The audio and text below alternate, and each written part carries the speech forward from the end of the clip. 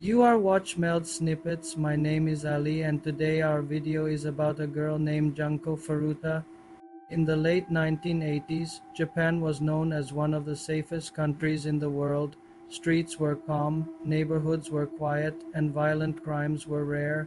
But in November 1988, that image of safety was shattered by a case that would come to be called one of the most horrifying crimes in modern history. This is the story of Junko Furuta, a 17-year-old high school girl whose life was brutally stolen and whose death revealed not only the cruelty of her attackers but the failures of justice itself. Who was Junko Furuta? Junko Furuta was born in Misato, Saitama Prefecture, Japan. She was just like any other teenager. Friends described her as cheerful, polite, and hardworking. She had never been involved in trouble. She studied hard at school and even had dreams of working after graduation. Unlike some of her classmates, Junko avoided smoking, drinking, or late night parties. She was considered pure and good by those who knew her. Teachers admired her discipline, and friends saw her as kind and dependable. Her life was ordinary, filled with the routines of school, homework, and the small joys of teenage life. Nobody could have predicted the darkness that was about to consume her. The night of the kidnapping, on the evening of November 25th, 1988, Junko was walking home from her part-time job. The air was cold and the streets were quiet.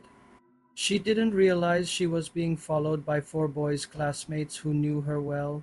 One of them, named Hiroshi Miyano, had already been involved with gangs and had connections to the Japanese underworld, the Yakuza. He was aggressive, controlling, and feared by other students. When he noticed Junko, he decided she would become his next victim. The boys set up a plan. One of them pretended to accidentally bump into her, while another offered to walk her home. It seemed harmless, but instead of safety, Junko was led into a nightmare. They forced her into a house that belonged to one of their friends. To the outside world, it looked like an ordinary family home, but for Junko, it would become a prison. The 44 days of hell from November 25th, 1988 until January 4th, 1989, Junko Furuta lived through one of the most unimaginable ordeals ever recorded in criminal history. She was trapped in that house for 44 days. During this time, she endured constant abuse at the hands of her captors. They stripped her of her freedom, her dignity, and ultimately her life. What made the situation even more shocking was that the boys allowed other people to visit the house. Reports later revealed that dozens of people knew about Junko's captivity, yet none of them went to the police. Fear of the Yakuza, fear of revenge, and sheer apathy kept them silent. Neighbors noticed strange activity too.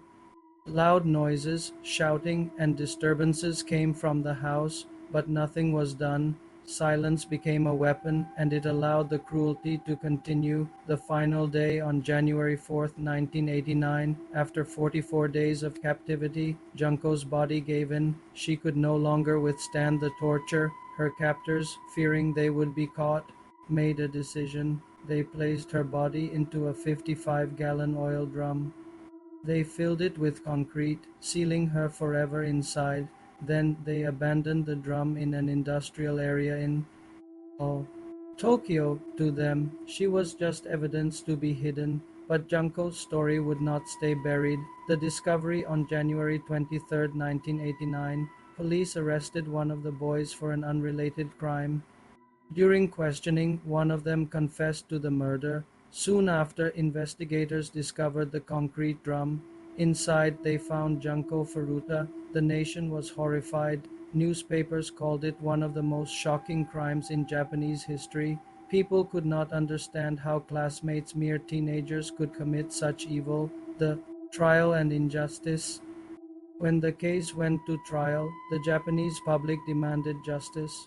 But what followed was another tragedy. Because the attackers were under 20 years old, they were tried as juveniles. Their identities were hidden at first, but later leaked by journalists who believed the world had a right to know. The sentences shocked the nation. The ringleader, Hiroshi Miyano, received just 20 years in prison. The others received between 5 and 10 years. None of them received life sentences. None of them faced the death penalty. For Junko's parents, the outcome was unbearable. Their daughter had suffered the worst imaginable fate, and yet the killers walked free. After serving relatively short prison terms, the public outrage. The trial sparked outrage in Japan and around the world. Citizens questioned the strength of Japan's juvenile justice system. How could such a brutal crime result in such light punishment?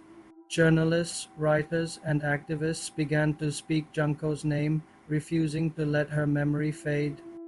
Her story spread across newspapers, books, documentaries, and eventually the internet, where millions learned about her suffering. Legacy. More than 30 years have passed since Junko's death, yet her story continues to echo. She has become a symbol of how justice can fail victims and how silence from bystanders can allow evil to thrive. Her case is often used in Japan as an example of the need for stronger punishments for violent crimes, even when committed by minors. Many believe her death changed the way people view crime in Japan forever. Closing words. Junko Furuta was only 17 years old. She was a daughter, a friend, a student with dreams. She never asked for fame, and she never imagined her life would end this way. Her story is not just about the cruelty of her killers, it is also about society's silence, the injustice of weak punishment, and the importance of remembering victims. Today, people around the world light candles, share her story, and say her name. Junko Furuta will never be forgotten. Her life may have been cut short, but her memory lives on as a reminder of the darkest sides of humanity and the urgent need to protect the innocent. Thanks for watching this video. Please subscribe our channel.